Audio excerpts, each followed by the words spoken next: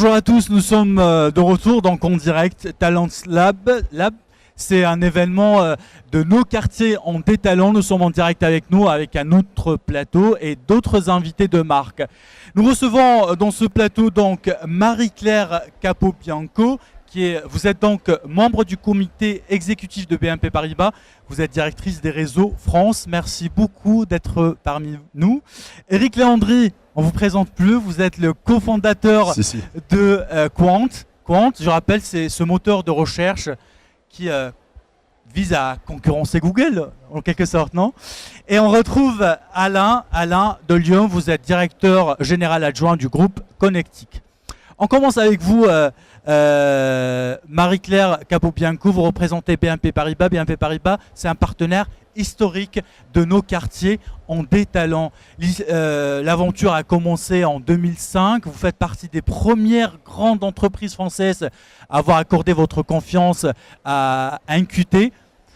10 ans après, c'est quoi le bilan que vous faites ?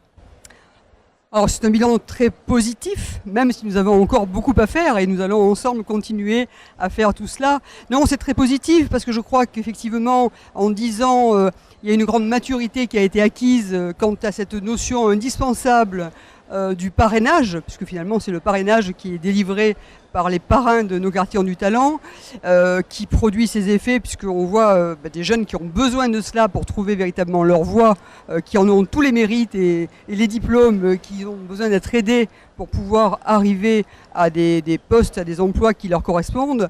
Et donc je pense que c'est très positif en cela. Et puis les chiffres parlent d'eux-mêmes. Enfin, quand on voit les 35 000 jeunes accompagnés par nos quartiers en du talent dans ce laps de temps, on voit à quel point c'est important. Donc pour nous, c'est un engagement très fort qui correspond à notre conception d'ailleurs de l'engagement d'entreprise. Très bien, nous avons Éric Léandri avec nous qui est parrain. Vous avez accompagné un certain nombre de talents. Qu'est-ce qui vous a marqué dans cette aventure, Éric ? Pour être très clair, vu d'où je viens, moi, que nos quartiers aient des talents, je le sais depuis que je grandis à l'intérieur des quartiers, quel que soit le quartier. Alors, en l'occurrence, je crois que j'ai grandi dans la zone qui avait la plus grande criminalité d'Europe. Donc, on peut être de toutes les couleurs et se partager les mêmes difficultés. Donc, pour moi, aujourd'hui, ça n'a que du sens et ce que vous faites est juste génial. L'expérience que vous gardez par rapport à tous ces talents que vous avez coachés, que vous avez accompagnés aujourd'hui, ça se passe comment cette relation ? C'est une relation de confiance, c'est une relation de réseau, vous ouvrez vos réseaux à ces filleuls ? Mais en fait, c'est une relation qui est très simple puisque ce sont des gens qui ont vraiment du talent, ce sont des gens qui sont vraiment bons. Donc la seule chose, c'est qu'ils ne connaissent pas forcément les contacts que l'on peut avoir, voire même par défaut, ils n'ont pas toujours la bonne façon de se présenter la première fois. Et c'est vrai que la première présentation est complexe. Donc quand vous avez des gens de cette qualité-là, qu'est-ce que vous faites ? Vous vous embêtez pas, hein. Soit vous essayez de les recruter vous-même quand vous avez encore de la place, soit vous les proposez immédiatement dans vos réseaux, ça a un sens immédiat. Et pour eux, c'est comprendre immédiatement et se rattacher soit à l'ascenseur social, enfin vous l'appelez comme vous voulez, mais dans mon cas, pour être très clair, de là d'où je viens et de mon village, on n'avait pas de réseau non plus. Donc à partir du moment où on a su le créer, le distribuer, ce n'est qu'accélérer des gens qui ont du talent. Et aujourd'hui, on a besoin de ces jeunes qui ont du talent maintenant, pas demain, maintenant. C'est agile aujourd'hui. Ouais. Marie-Claire Capobianco, y a beaucoup peut-être de personnes qui s'interrogent sur ce processus. Ils ont envie de franchir le pas, mais ils ne savent pas comment ça marche. Expliquez-nous comment ça marche exactement. Vous qui êtes une grande entreprise, vous accompagnez nos quartiers en détalent depuis des années. Ça se passe comment ? C'est une relation de confiance que vous avez créée depuis des années ? Alors oui, c'est une relation de totale confiance et puis je pense que c'est une relation de conviction partagée. Hein. Depuis le début, on est sur la même vision de la société, de ce qu'il faut faire. Et puis alors très concrètement, après, ce sont les parrains et les marraines, donc c'est-à-dire que ce sont nos collaborateurs. Hein. Nous avons un nombre, on a 140, 150 parrains, marraines chez BNP Paribas, donc ce sont des collaborateurs qui s'engagent directement pour pouvoir justement aider ces jeunes qui ont tous ces talents qui viennent d'être évoqués, mais qui ont besoin qu'on leur donne les codes de l'entreprise, qu'on leur explique comment il faut faire pour pouvoir effectivement se présenter sous le meilleur jour, etc. Et une fois qu'on a enclenché cette relation, donc il y a des binômes qui sont créés, donc entre un parrain, une marraine et un jeune que l'on accompagne. Il y a des entretiens réguliers entre eux, enfin, il y a des contacts réguliers. Enfin, entretien, le terme est trop administratif, ce sont des contacts en fait, parce qu'après il y a une chaleur qui se crée, il y a une vraie relation, et ça se passe jusqu'à ce qu'il y ait qu'on trouve un emploi effectivement correspondant au niveau de la personne.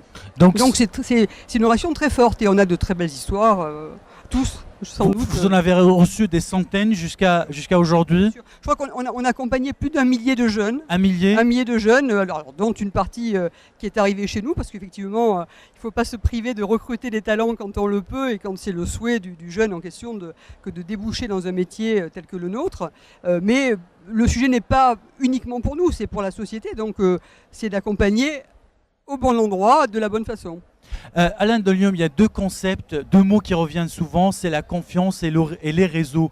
Vous pensez que c'est les 2 clés aujourd'hui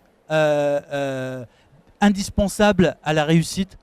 Moi, je pense que alors sans doute qu'il y en a plusieurs des clés indispensables à la réussite, et toujours est-il qu'il faut aussi savoir définir quelle réussite on souhaite. Est-ce qu'on souhaite une réussite économique? Est-ce qu'on souhaite une réussite sociale? Voilà, la réussite, il n'y aurait pas une définition. Et je pense que d'ailleurs, un des grands axes de progrès qui doit être organisé au sein de la société française, c'est de considérer la réussite pour ce qu'elle est, en l'occurrence le bonheur des gens. Ne faites pas il ne faut pas prétendre que parce que vous auriez fait Polytechnique, vous allez être heureux, ou parce que, à contrario, vous travaillez il suffirait de travailler dans un grand groupe et être directeur général de ce grand groupe pour être heureux. On voit bien qu'il faut de tout, basiquement, pour faire un monde, et que la jeunesse d'aujourd'hui, elle ne prétend pas à autre chose que de fabriquer son propre bonheur. Et quand vous parlez de la confiance et des réseaux, ce sont 2 choses essentielles pour fabriquer son bonheur. La confiance, c'est celle qui va vous être donnée par votre cellule familiale, par votre environnement. Et puis il y a un relais qui s'appelle le relais éducatif, et c'est la scolarité jusqu'à ses études supérieures. Force est de constater aujourd'hui que vous avez, et on le sait, vous avez quand même des problèmes notables en matière d'orientation. Et la mauvaise orientation, c'est quelque chose qui vient gêner la confiance. Je vais vous raconter une histoire me concernant très directement. J'ai fait des études qui sont étonnantes pour les premiers conseils d'orientation que l'on m'a donnés. Le premier conseil a été le suivant. Écoutez, Alain, moi j'habitais à un quartier, et voilà, un quartier comme on aime à dire, et pas des moindres. Et dans ce quartier, on allait dans un établissement donc, qui jouxte le quartier, et le conseiller d'orientation nous faisait comprendre à nous autres que nous ne pouvions pas envisager autre chose qu'une filière très courte. Donc moi, moyennant quoi, on m'a souhaité me réorienter en BEP commerce lorsque j'étais en classe de 3e, puisque j'étais un élève dissipé, mais paraît-il normalement constitué sur le plan de l'intelligence. Et puis on a réitéré en classe de seconde, on m'a dit ce serait intéressant que tu fasses un BEP commerce. Manifestement, je devais avoir la base du commerce. Moyennant quoi, aujourd'hui, je suis dirigeant d'un groupe international qui est dans les technologies, toujours en faisant du commerce, donc il ne s'était pas trop trompé. Mais je prends cette anecdote parce que la confiance, elle se construit aussi, pas simplement à travers sa cellule familiale, mais à partir des réseaux et des réseaux de personnes qui sont dans le tissu éducatif et qui vont accompagner l'élève, à la fois ou l'enfant, dans ses rêves, dans ses aspirations. Et je trouve qu'il y a une mécanique qui brise assez systématiquement les rêves et qui est encore présente dans notre pays, s'agissant du conseil d'orientation. Et je ne parle pas du conseiller d'orientation, je parle du conseil d'orientation. On aura compris que l'orientation est un point fondamental, l'éducation aussi. Mais j'ai envie de vous poser une autre question, Éric Léandri. Est-ce que le parcours personnel est important? Est-ce que quand vous avez des filleuls, vous leur parlez de votre parcours personnel? Parce que quand même, vous avez créé une société aujourd'hui, une entreprise qui rayonne à travers les 4 coins du monde. Ouais. Alors, le parcours personnel, est-ce que j'en parle? Non, sauf si j'ai besoin d'en parler. Et parce que on a des similitudes avec certains jeunes qui pensent que à cause de ci ou à cause de là, ça serait la fin. Donc, c'est pas le cas. La seule chose, moi, je donne peu de conseils. J'essaie juste de montrer ce que je pense être mieux ou moins bien. C'est tout. Et les 3/4 du temps, les jeunes savent s'orienter. Parce que là où je suis complètement d'accord avec toi, c'est que en fait, la seule chose qu'il ne faut pas, c'est briser les rêves des gens. C'est la plus grande bêtise que l'on puisse faire actuellement. Et après, il ne faut pas non plus que les rêves soient complètement à côté de là où ils sont très bons. Donc à un moment, s'il est très bon en commerce, directeur d'un grand groupe international, c'est plus intelligent que BEP commerce, ça j'en suis sûr, voire vendeur aux prises uniques. Et donc autant qu'il aille au bout puisqu'il est très bon en commerce. Commençons par ça. Et c'est pareil pour ce que j'essaye de pousser ou de dire aux gens. Vous avez des rêves, vous voulez aller au bout de vos rêves. Alors il faut se structurer, garantir ce que vous faites, montrer que c'est sérieux, le faire sérieusement, rêver votre histoire jusqu'au bout et pousser-la jusqu'au bout. Et ça vaut pour beaucoup d'entre eux. Il ne faut pas s'arrêter à la moitié en pensant que ça y est, j'ai déjà fait la moitié. Je ne suis pas très content, je ne suis pas à ma place. Mais bon, c'est mieux que rien. C'est pas ça en fait. Marie-Claire Capobianco, vous avez entendu Eric et Alain. Est-ce que vous êtes d'accord avec cette idée un peu programmatique des choses? Est-ce qu'on arrive aujourd'hui à construire les rêves? On casse les rêves ou pas? Et qu'est-ce que vous conseillez-vous à vos jeunes, à vos talents à BNP Paribas?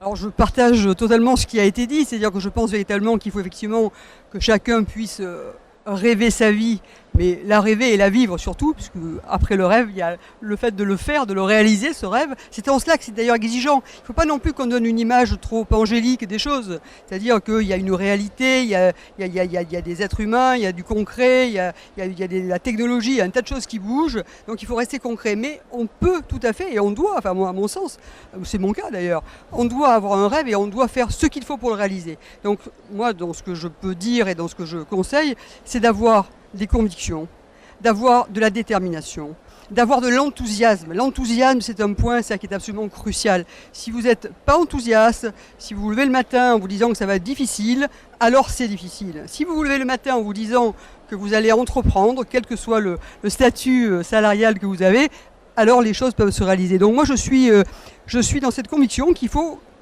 donc accompagner, parce que là, il faut donner confiance. On revient à la confiance. On revient au fait de se dire oui, je peux le faire. Et comment fait-on pour accompagner le je peux le faire? Donc on ne brise pas le rêve au départ, on explique ce qu'il est possible de faire, et puis après effectivement on fait tout ce qui est fait ici, c'est-à-dire qu'on accompagne, on cherche à donner des réseaux, des guides, etc. Je trouve vos réflexions très intéressantes, parce que on a l'impression c'est un peu tabou de parler d'épanouissement dans le travail, d'être heureux, etc. Et c'est pas tabou, mais on écarte un peu ces sujets-là.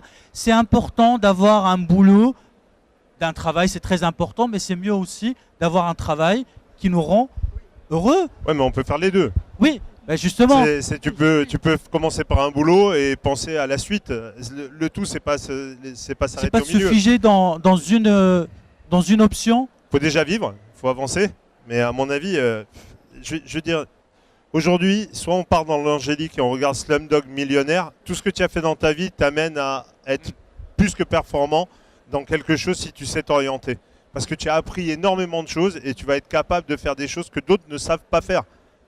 La méthode débrouillardise à fond de certains coins du monde amène derrière des solutions incroyables à des problèmes super complexes pour des gens qui sont trop structurés et qui essayent de mettre des carrés dans des ronds toute la journée.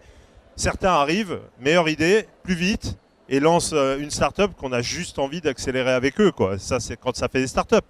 Mais c'est pareil dans le boulot. Je vous pose tous une dernière question. Eric Léandri, votre vision, votre avenir aujourd'hui avec nos quartiers en détalent? Des projets? Hier, on a accéléré, on a regardé ce que ça donnait en mettant sur Quant nos quartiers ont du talent pour qu'aujourd'hui vous ayez beaucoup de monde. Première vue, il y a plusieurs milliers d'inscriptions qui ont débarqué, donc on va le recommencer. Cette fois pour garantir ces 100 000, parce que alors là vous avez décidé d'aller plus loin, maintenant c'est 100 000. Alors on y va à 100 000. Hein.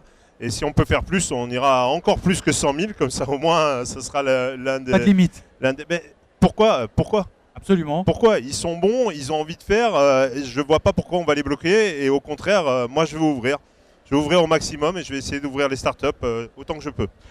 Marie-Claire Capobianco, l'avenir du partenariat de BNP Paribas avec nos quartiers en détalent? Un avenir à accentuer, c'est-à-dire que tout ce qui a fonctionné, et ça fonctionne aujourd'hui, le développer encore davantage, donc le développer en parlant, en entraînant encore plus de parrains, marraines à venir dans l'aventure, et en étant le plus ouvert possible et en ouvrant encore davantage à la fois nos réseaux, à la fois d'ailleurs en ouvrant encore davantage notre propre recrutement, parce qu'encore une fois, tout ce qui est talent et la diversité des talents est très importante pour une entreprise, donc appel à tous ceux qui ont des convictions et l'envie de travailler. aussi. Alain, votre vision pour l'avenir, optimiste?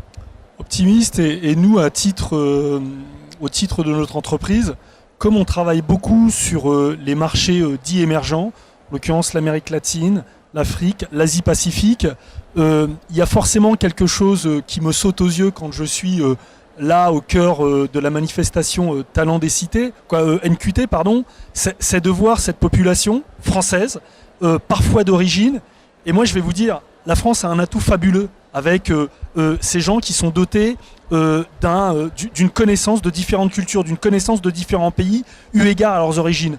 Nous, on veut recruter des gens comme ça. On recherche ça en permanence. Et quand je vous dis ça, c'est une réalité. C'est-à-dire que quand on est en comité de direction et qu'on échafaude notre stratégie de croissance, et on connaît une croissance qui est presque débridée, et on a besoin de recruter en permanence, alors à notre échelle, c'est par vague de 10, 15 personnes, eh bien, on recherche avant tout des profils qui ont comme ça une capacité à se mouvoir dans le monde. Une agilité. Parce qu'ils ont une agilité qui a été acquise parfois depuis leur plus tendre enfance parce qu'on leur a tout refusé. Parce qu'ils sont des brouillards. Et puis en plus de ça, parfois ils sont dotés d'une richesse culturelle incroyable parce qu'ils ont des parents qui proviennent des pays qui sont considérés aujourd'hui comme étant les relais de croissance de l'économie française. Si on n'a pas compris ce qui se passait, ça veut dire qu'on ne voit pas bien dans le monde dans lequel on est. NQT, c'est une réponse assez intéressante également pour accompagner la compétitivité de l'économie française à l'extérieur, là où il y a effectivement des relais de croissance dans ces pays où on a des gens qui sont d'origine.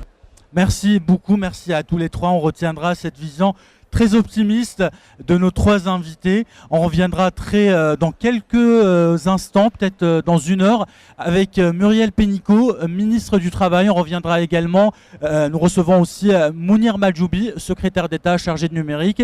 Et nous aurons aussi le plaisir de retrouver Julien de Normandie, donc secrétaire d'État chargé de la cohésion des territoires. Restez avec nous, ça se passe sur notre page Facebook NQT. À tout à l'heure.